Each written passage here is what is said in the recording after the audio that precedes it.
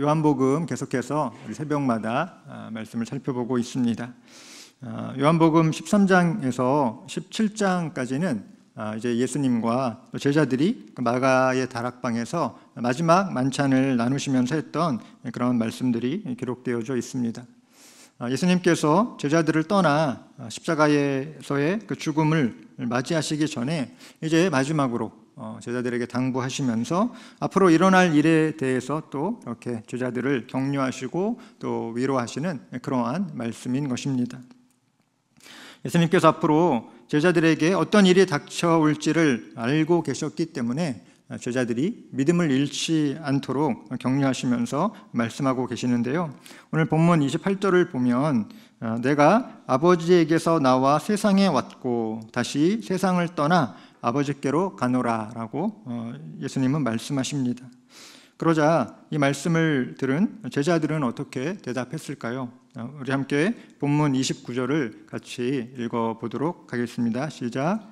제자들이 말하되 지금은 밝히 말씀하시고 아무 비유로도 하지 아니하시니 우리가 지금에야 주께서 모든 것을 아시고 또 사람의 물음을 기다리시지 않는 줄 아나이다. 이로써 하나님께로부터 나오심을 우리가 믿사옵나이다. 아멘. 이 말은 제자들이 이제야 비로소 주님께서 그동안 우리에게 하셨던 그 말씀이 무슨 뜻인지 알았고 예수님께서는 누군가에게 질문을 받으실 필요가 없을 정도로 하나님의 일에 대해서 명확하게 우리에게 말씀하셨으며 또 예수님은 하나님께로부터 오신 분임을 우리가 믿는다라고 하는 그러한 뜻으로 제자들이 이야기를 한 것입니다. 하지만 예수님께서는 31절에서 또 이렇게 말씀하십니다. 예수께서 대답하시되 이제는 너희가 믿느냐라고 이렇게 예수님이 말씀하시는 거죠. 이제는 너희가 믿느냐라고 하는 이 예수님의 말씀, 그것은 그래 마침내 너희가 나를 믿는구나, 잘했다, 훌륭하다 라고 하는 그러한 예수님의 그런 말씀이라기보다는 정말로 너희가 나를 믿는 것이 맞느냐라고 하는 그러한 의문을 다시 한번 던지시는 그 말씀으로 우리는 볼 수 있습니다. 왜냐하면 바로 이어지는 이 32절 말씀에서 또 예수님이 이렇게 말씀하시기 때문입니다. 32절 말씀도 한번 같이 읽어보겠습니다. 시작. 보라 너희가 다 각각 제 곳으로 흩어지고 나를 혼자 둘 때가 오나니 벌써 왔도다. 그러나 내가 혼자 있는 것이 아니라 아버지께서 나와 함께 계시느니라. 아멘. 이제 잠시 뒤에 예수님께서 이 말씀을 마치신 이후에 배신자 유다가 대제사장이 보낸 그 로마의 군인들과 함께 예수님을 잡으러 올 텐데 그때 너희들은 뿔뿔이 흩어지고 나는 혼자 남을 것이다 라는 예수님의 말씀인 것입니다. 하지만 예수님이 혼자가 아닌 이유는 그러한 순간에도 하나님 아버지께서 주님과 함께 계시기 때문이다 라는 것도 주님은 말씀하고 계시는 것이죠. 이어지는 33절 말씀도 우리 한번 같이 읽어보도록 하겠습니다. 시작. 이것을 너희에게 이르는 것은 너희로 내 안에서 평안을 누리게 하려 함이라. 세상에서는 너희가 환난을 당하나 담대하라. 내가 세상을 이기었노라. 아멘. 예수님께서 이제 이 로마 군인들에게 잡히시기 전에 제자들에게 마지막으로 해주고 싶었던 그 말씀은 바로 평안에 관한 것 그리고 담대함에 관한 것이었습니다. 앞으로 제자들이 감당해야 할 환난에 대한 경고를 하시지만 그럼에도 담대해야 할 이유를 말씀하시는 것입니다. 제자들에게는 이제 혼란과 불안, 예수님이 그들의 곁에 안 계시고 예수님이 이 로마 당국에 의해서 끌려가고 억류당하고 재판받는 그러한 일들이 이렇게 염려와 근심이 되는 일들이 펼쳐질 것이지만 그럼에도 불구하고 예수님 안에 있을 때 너희가 평안을 누릴 수 있다라고 하는 것, 이것을 다시 한번 예수님이 제자들에게 마지막으로 당부하시는 것입니다. 예수님께서 세상을 이기셨기 때문에 담대할 수 있다라고 하는 그런 말씀도 이렇게 전하고 계십니다. 본문에 이러한 예수님의 말씀은 오늘 우리에게도 동일하게 적용되는 진리의 말씀인 것을 여러분 믿으시기를 바랍니다. 그렇다면 오늘 우리가 이 제자들이 서 있던 이 자리와 비슷하게 말마다 격동하는 이 세상에서 우리가 평안을 누리고 또 담대하며 그리고 세상을 이길 수 있는 비결은 무엇이 있을까요? 첫 번째는 예수님이 우리와 늘 동행하고 계심을 믿는 것입니다. 오늘 본문에 나타난 제자들의 모습이 어떠합니까? 예수님께서는 이제 곧 십자가를 향해 나아가시지만 제자들은 그 의미를 아직도 깨닫지 못하고 있습니다. 예수님이 어떤 분이신지도 아는 것 같지만 사실 알지 못하는 그러한 이 제자들의 연약함, 그 제자들이 혼란스러워하는 모습을 우리가 볼 수 있는 것입니다. 제자들은 예수님이 붙잡히시고 또 십자가에 못 박히셨을 때도 그들은 뿔뿔이 흩어져서 두려움과 또 패배의식과 절망감 속에 사로잡혀 있었습니다. 하지만 부활하신 주님이 그들 앞에 나타나셨을 때 비로소 부활하신 예수 그리스도를 만나고 또 주님이 약속하신 그 성령을 체험하고 나서 그들이 어떻게 변화하였습니까? 예수님의 제자들은 이제 그 전과의 모습이 너무나 달라진 것입니다. 두려움에 떨던 그 자리를 떨치고 일어나서 부활의 증인으로 살면서 그 복음을 전하면서 때로는 매를 맞고 감옥에 갇히고 또 순교를 당하는 등 그들에게 여러 가지 핍박과 또 환난이 있었지만 그들은 주저하거나 또 두려워하거나 무너지지 않았고 오히려 그 환난을 뛰어넘어 로마를 복음화시켰고 로마뿐만 아니라 전 세계로 복음이 전파되어지는 그러한 역할을 감당하였다라고 하는 것을 우리는 알 수 있습니다. 부활하신 주님이 실패하고 지쳐있는 제자들을 찾아와서 그들을 격려하고 또 회복시켜 주신 것처럼 오늘도 예수님은 우리가 실패했을지라도 우리가 낭망해서 넘어졌을지라도 우리를 홀로 두지 않으시며 우리 안에 늘 함께하고 또 동행하고 계시는 예수님인 것을 여러분 믿으시기를 바랍니다. 오늘 본문에 등장하는 이 제자들의 모습 속에서 오늘 우리는 나의 연약한 모습을 발견하게 됩니다. 예수님은 우리 안에 내주하시는 성령님을 통해서 날마다 말씀하시고 또 우리에게 감동을 주시지만 오늘 본문의 제자들처럼 우리는 예수님의 그 말씀을 온전히 깨닫지 못하고 내가 하고자 하는 대로 또 이것이 주님의 말씀인지 아니면 이것이 세상의 뜻인지 우리가 그것을 분별하지 못해서 혼란에 빠질 때도 많이 있다라고 하는 것입니다. 어떨 때는 내가 정말 간절한 그 기도를 드렸을 때 나의 그 기도에 응답하시는 하나님을 경험하고 내 마음 가운데 기쁨과 또 감사가 넘치다가도 또 어느 순간에 갑자기 내 마음속에 근심과 두려움이 엄습하여서 예수님의 말씀이 전혀 들어오지 않을 때도 있다라고 하는 것이죠. 눈앞에 펼쳐지는 상황이 내 뜻대로 내 생각대로 이렇게 진행되지 않으면 어느새 우리는 불만과 불평을 쏟아놓으며 과연 하나님께서 이 순간에도 나와 함께 하시는가? 그것을 의심하게 되는 것이 연약한 우리의 모습인 것입니다. 하지만 이러한 순간에도 예수님은 변함없이 또 신실하게 우리와 함께 하시는 주님이십니다.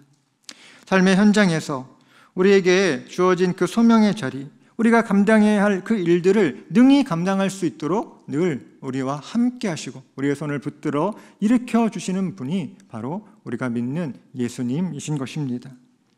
어떤 분들은 가정에서 밤낮 없이 아이들을 양육하는 그 엄마의 자리에서 힘들어하기도 합니다. 또한 어떤 분들은 회사에서 늦은 시간까지 그 업무에 매달려야 하고 또 성과를 내야 하고 하는 그 직장인의 자리에서 힘들어하기도 합니다. 또 어떤 분들은 말도 안 듣고 무엇이든지 제 마음대로 하려고 하는 그 자녀들과 갈등하며 또 씨름하기도 하고 또 어떤 분들은 직장 관계에서 부딪히는 갈등과 스트레스로 어깨가 너무 무거울 때도 많이 있다라고 하는 것입니다. 그러나 이런 순간에서 이 모든 일을 나 혼자서 감당한다고 생각해서는 안 됩니다. 내가 하는 것이 아니라 나의 삶의 주인 되신 예수님께서 지금 내 곁에 함께하고 계시고 또 나와 나를 도우시는 그 예수님, 그 예수님이 늘 나와 동행하고 있다라고 하는 그 믿음의 고백을 드리며 주님의 도우심을 구할 수 있는 것이 바로 우리에게 주어진 그런 믿는 자들의 특권인 것을 여러분 믿으시기를 바랍니다. 내 힘으로 해결할 수 있는 상황이나 혹은 내 힘으로 해결할 수 없는 상황에서도 하나님의 뜻을 기도로 구하며 또 성령의 감동하심에 따라 순종하며 나아간다면 그 어떤 일도 우리에게 두렵지 않을 것입니다. 왜냐하면 내가 하는 것이 아니라 나를 통해서 주님이 하시는 일이기 때문입니다. 저희 마을에 어떤 성도님 가정이 있습니다. 남편은 어려서부터 신앙생활을 했는데 이 아내분은 결혼하면서부터 이제 그 전에는 신앙생활을 하지 않다가 결혼하면서부터 이제 남편과 함께 신앙생활을 시작하게 되었습니다. 이분들이 우리 교회에 처음 등록하고 나서 적응을 잘 못하는 것처럼 보였습니다. 두 분 다 이제 서울이 고향이고 또 부모님들도 다 서울에 계셔서 주말에는 서울에 올라가는 일이 많아서 예배와 목장 모임에도 빠질 때가 많았습니다. 이 남편은 대전에서 학위를 마치고 교원으로 이렇게 임용이 되었고 또 아내분은 중고등학교 교사가 되고자 하여 임용고시를 준비하였습니다. 그런데 어느 날 저에게 이 아내 집사님에게 연락이 왔습니다. 목사님, 제가 이렇게 어떤 분이 추천을 받아서 어떤 그 대안학교, 기독교 대안학교에 교사로 지원하려고 하는데 추천서를 좀 써주실 수 있겠습니까? 라는 그런 부탁이었습니다. 저는 조금 고민이 되었습니다. 왜냐하면 이분의 믿음과 이분의 신앙이 아직 아직 이렇게 장성한 분량에 이른 것 같지 않은데 이 기독교 대안학교의 교사를 잘 감당할 수 있을까라고 하는 그러한 의구심이 들었기 때문입니다. 하지만 또 저희가 마을 교육자이니까 그래도 추천서를 정성껏 잘 써드려야겠다라고 하는 그런 생각도 함께 들었습니다. 그래서 제가 어떻게 추천서를 쓸까 고민을 하다가 여러분 제가 어떻게 추천서를 썼을까요? 사실에 근거해서 크게 벗어나지 않는 정도로 거기다 믿음을 조금 더 얹어서 추천서를 잘 써드렸습니다. 그리고 얼마 후에 그분에게 연락이 왔습니다. 지원했던 이 기독학교에 교원으로 합격했다라고 하는 것입니다. 전 놀랐습니다. 믿음으로 썼지만 정말 합격하셨네 라고 하는 그러한 마음이 들었습니다. 그런데 저도 이제 그분이 매우 기뻐하시면서 이게 다 목사님이 추천서를 잘 써주셔서 그렇다고 하시면서 감사하다라고 하는 그런 인사를 하시는 것이었습니다. 저는 약간 당황스럽기는 했지만 그래도 집사님 이게 다 하나님의 뜻이 있으셔서 그 자리에 집사님이 가시게 된 것이다 라고 말씀드리고 정말 축하를 해드렸습니다. 그런데 얼마 후에 또다시 그 집사님께 연락이 왔습니다.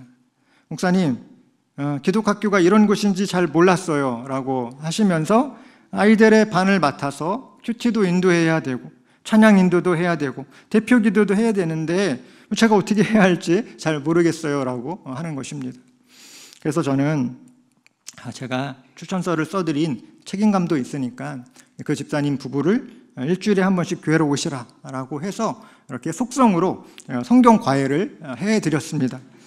그렇게 시간이 흐르면서 집사님이 이 기독학교에 처음엔 굉장히 막 어려워하시고 두려워하시고 걱정하시고 하다가 한 1년 이상 시간이 지나면서 잘 적응을 하시는 것 같았습니다.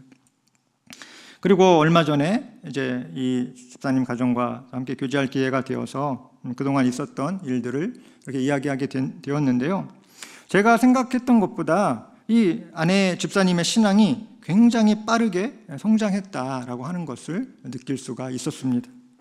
물론 자의반, 타의반일지라도 매일같이 기독학교니까 하나님의 말씀을 묵상해야 하고 또 예배와 또 기도를 통해 하나님을 만나고 믿음의 사람들과 주변에 다 목사님 자녀들, 선교사님 자녀들, 모태신앙 이렇게 정말 이렇게 신앙이 훌륭한 분들과 함께 지내고 또 신앙적인 대화를 하고 또 담임교사로서 맡겨진 아이들의 영적인 부분도 돌봐야 하는 이러한 환경이 이 집사님의 신앙을 빠르게 성장할 수 있도록 한 그런 비결이다라는 그런 생각이 들었습니다.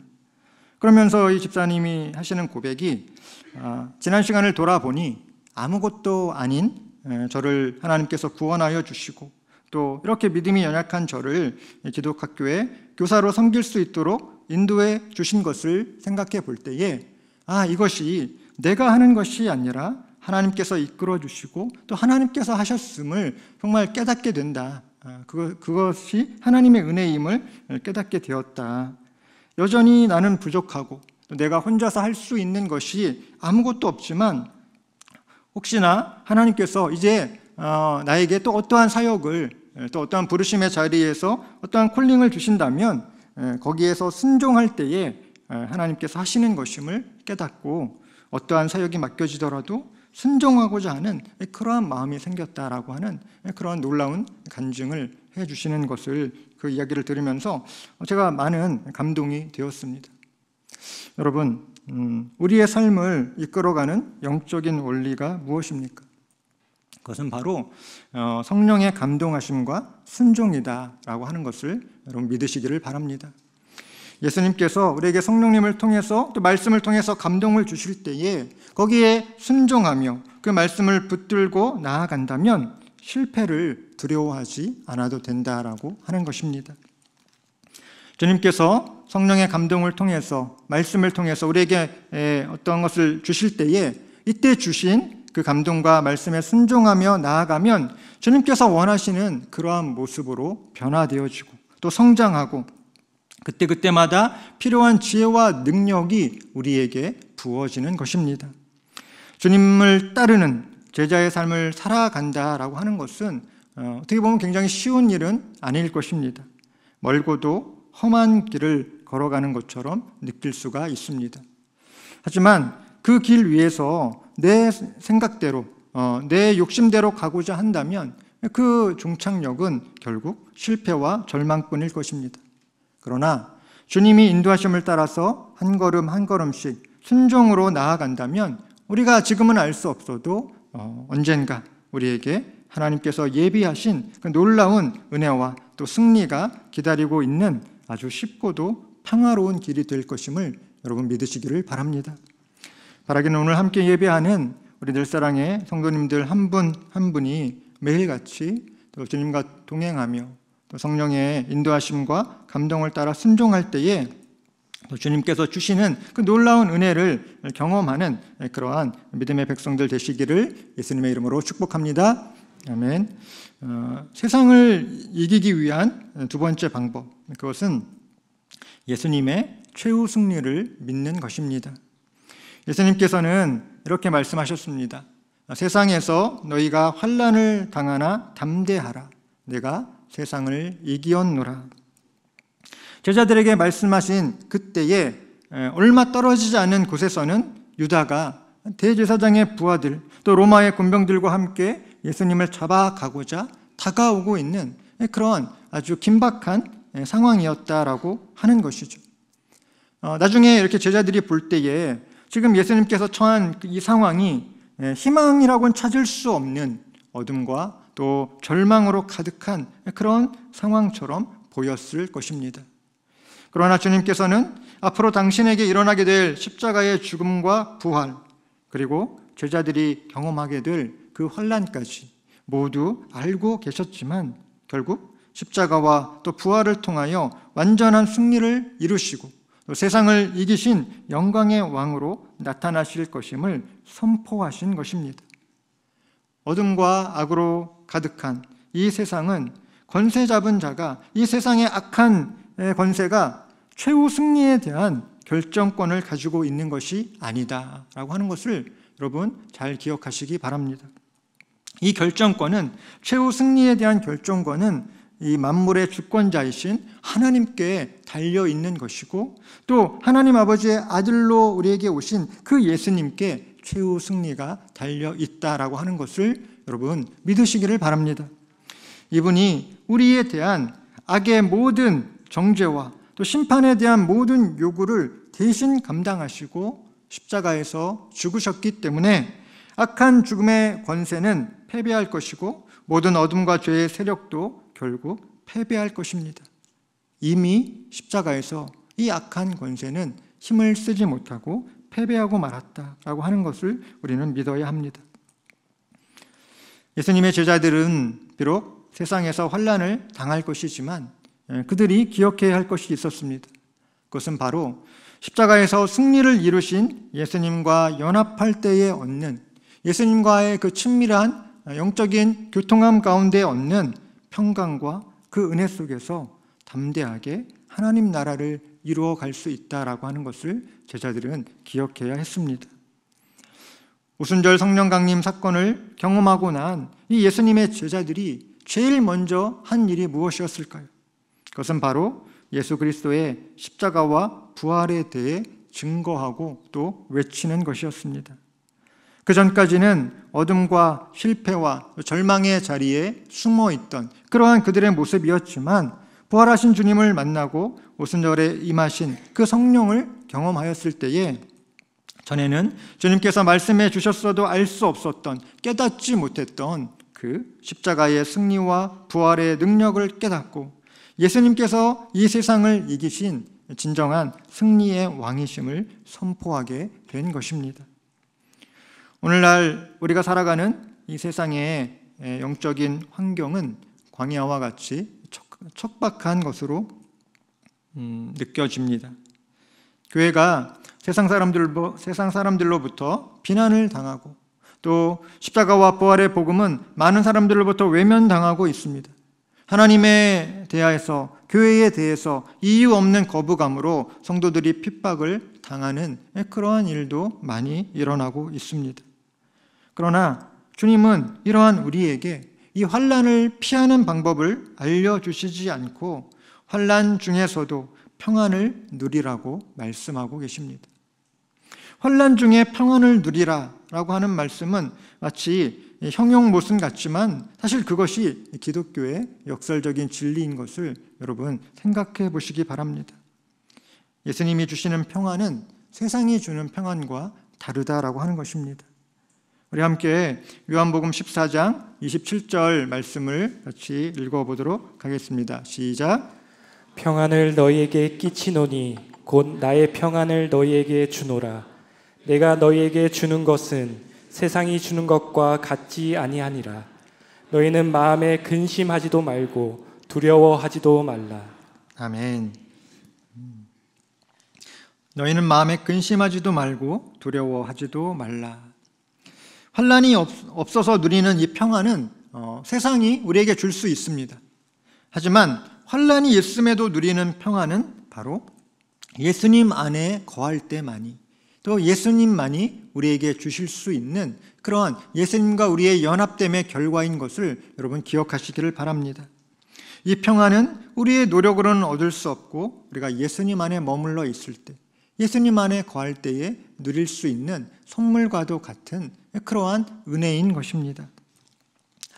환경으로 인한 그러한 잠시 누리는 그 평안은 금방 없어질 것입니다.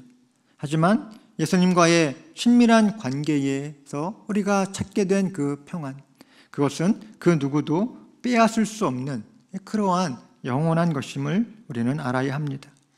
그러므로 우리가 내 삶에 왜 이렇게 평안이 없는가, 내 삶이 왜 이렇게 불안한가 라고 그렇게 우리의 삶에 대해서 뭔가 이렇게 만족하지 못하고 또 그것을 주님 앞에 또 그 문제를 토로하기 전에 과연 나는 지금 예수님과 올바른 관계에 있는지, 과연 나는 지금 예수님과 친밀한 관계에 있는지, 나는 지금 예수님과 동행하고 있는지, 예수님의 최후의 승리를 믿고 있는지를 점검해 봐야 할 것입니다.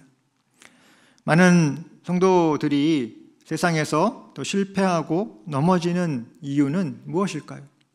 그것은 바로 신앙과 내 일상의 삶을 분리해서 생각하기 때문입니다. 일주일 중에 6일 동안은 세상에서 살면서 하나님과 상관없이 그냥 그렇게 세상의 흐름에 이끌려서 그렇게 급한 일을 쫓아서 살아가다 살아가다가 세상의 가치와 내 기준을 따라 살아가다가 주일 하루에 그 몇 시간 교회 와서 예배하고 기도한다고 해서 그분의 신앙과 믿음이 하나님께서 기뻐하실 만한, 또 하나님과 연합되어진 그러한 신앙으로 성장하기는 쉽지 않습니다. 우리 사람의 마음이라고 하는 것은 결코 신뢰할 만한 것이 되지 않다라고 하는 것입니다. 만물보다 거짓되고 힘이 부패한 것이 바로 우리 사람의 마음이기 때문입니다. 그렇기 때문에 하루의 삶 가운데 우리가 어떤 일을 만나든지 우리는 먼저 하나님을 기억하고 또 하나님께 먼저 아뢰고 또 하나님의 말씀의 인도하심을 구하며 살아있는 믿음으로 우리가 직장에서 또 가정에서 내 삶의 현장에서 곧 하나님을 만나는 자리, 또 하나님의 살아계심을 경험하는 기도 응답의 자리가 되도록 해야 할 것입니다. 이 세상을 살아가면서 어쩔 수 없이 나에게 찾아오는 염려와 근심과 갈등과 두려움이 있습니다.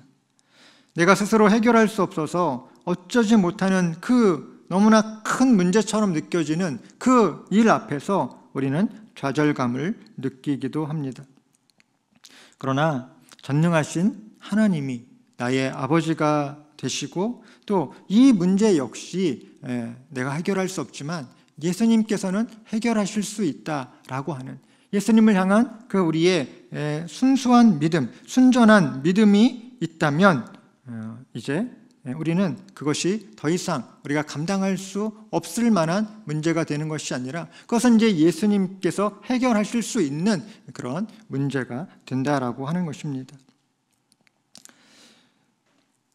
전능하신 하나님, 또 2000년 전에 하나님께서는 이미 예수 그리스도를 통하여 예수 그리스도의 그 십자가를 통해서 악에 대한 또 모든 우리의 죄와 허물에 대한 승리를 이루신 그 예수님께서 지금은 하늘 보좌 하나님 우편에 앉아 계셔서 오늘도 우리에게 힘과 능력을 공급하여 주시는 살아계신 주님이심을 여러분 믿으시기를 바랍니다.